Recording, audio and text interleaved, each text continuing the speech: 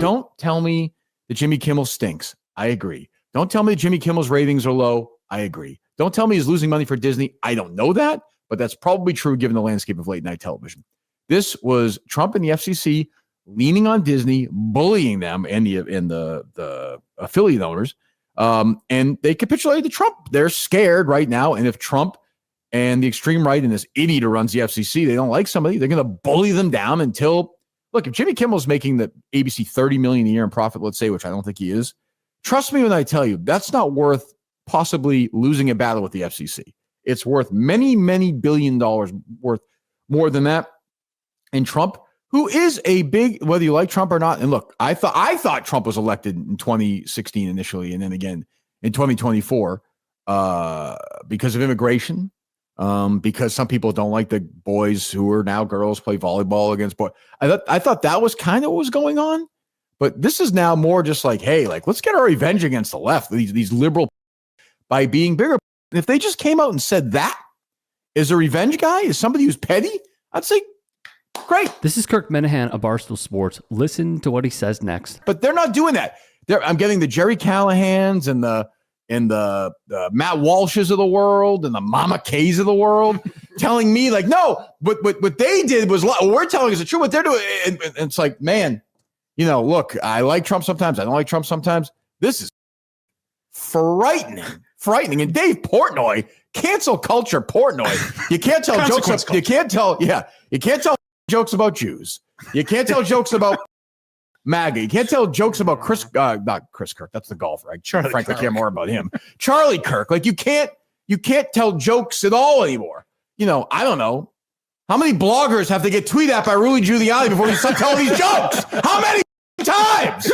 So I don't know. The world is nuts in the right. But how about just saying, now we have the power, and because we didn't like what you were doing, we're not going to do that same thing. I truly cannot believe what I'm saying. I always do the left or no. Right now in 2025 at 10:06 on September 18th, the extreme right are the biggest group of that has ever existed in America. A bunch of, because people with green hair at Starbucks, and because once in a while a guy swam against girls, you have broken in half, led by the duo of Donald Trump and consequence culture Portnoy, who is just waving his arms at the right to like him again after the thing last week where he said it was Trump's fault, privately and publicly, that Charlie Kirk died. Now he's like, I got to get them back.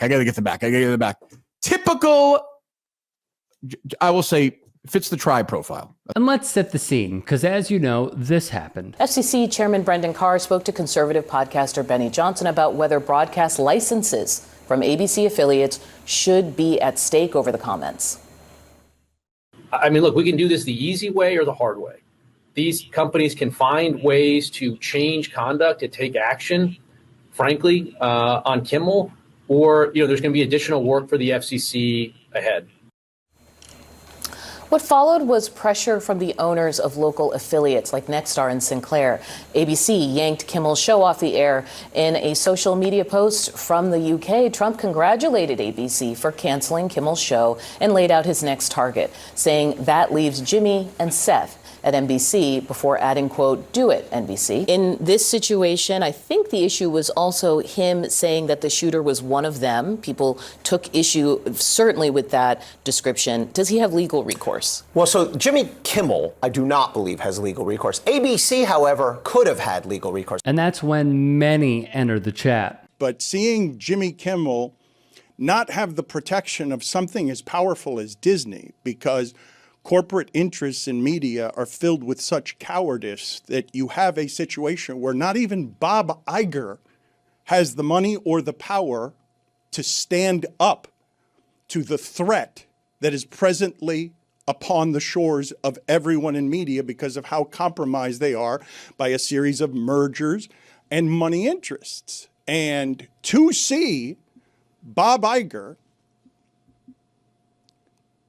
show this kind of cowardice and bend a knee again with Trump, not the first time, because what happens here is once you're a coward who's extorted, the bully's going to keep extorting the coward. And when they gave Trump $16 million on something that Stephanopoulos said? They opened the doors now to all of media feeling like it needs to capitulate to a threat, and now you get dangerously close to state-run media. Dave Portnoy, the founder of Barstool Sports, chimed in as well. With Kimmel getting canned, I'm seeing lots of people talking about the hypocrisy of cancel culture. To me, cancel culture is when people go out of their way to dig up old tweets, videos, etc., looking for dirt on somebody they don't like in an effort to get them fired. Like if Kimmel got canceled for stuff he did on The Man Show, that would be cancel culture. But when a person says something that a ton of people find offensive, rude, dumb in real time, and then that person's punished for it, that's not cancel culture. That is consequences for your actions. To which Kyle Kulinski replied, getting fired for old jokes equals bad. Cancel culture getting fired for new jokes equals good. Consequence culture, shut the F up. Your goal going in, it's like, I'm going to get rid of this person I don't like, and I'm going to dig up everything that this person has done their entire life and find some smoking guns and put pressure on people to get rid of them. This, what happened to Kimmel, I would say, is consequences for your actions in real time, statements in real time. The Pivot's Kara Swisher rebuked Portnoy. Watch a weak man pretzel himself in unnatural ways to justify something that he would lose his mind over otherwise. For reference, see putz in the dictionary. He's creating clearly headaches for ABC, and the affiliate then drops him. To me, this is like a business. He's not a journalist. This isn't freedom of the press. He's not reporting, digging. He's telling jokes. He's a comedian. He works for somebody else.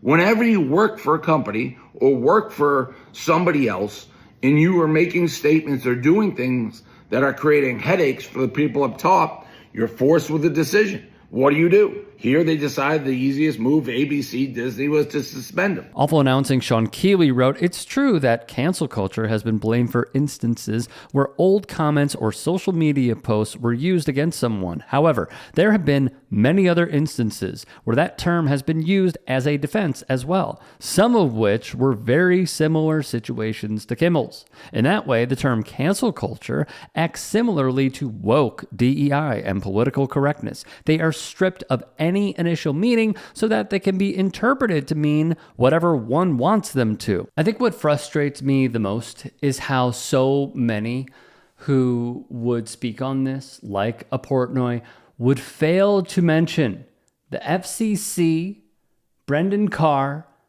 the Trump administration, and Project 2025. Brendan Carr, the head of the FCC, was put in place by Trump for a reason. He's an attorney who joined the FCC in 2012, was appointed by the current president in 2017, and when taking office again, he was appointed a second time. He's a regular on Fox News and at Donald Trump's Mar-a-Lago. He showed his public display of affinity for Trump by wearing a gold lapel pin with POTUS's face on it. A direct quote from two CNN journalists. He rose to prominence in 2024 after he wrote the chapter on the FCC in Project 2025.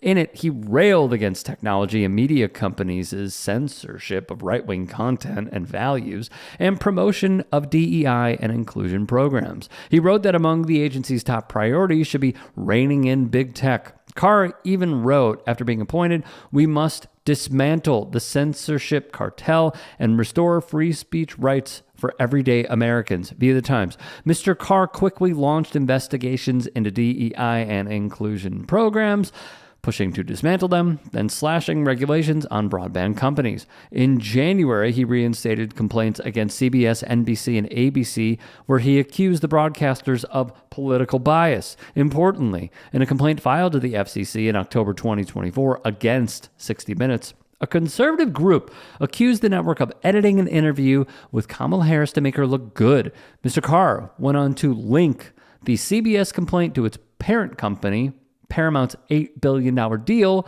to merge with Skydance, which was under review because they needed the FCC's approval. And what do you know? In early July, Paramount settled Trump's lawsuit against CBS.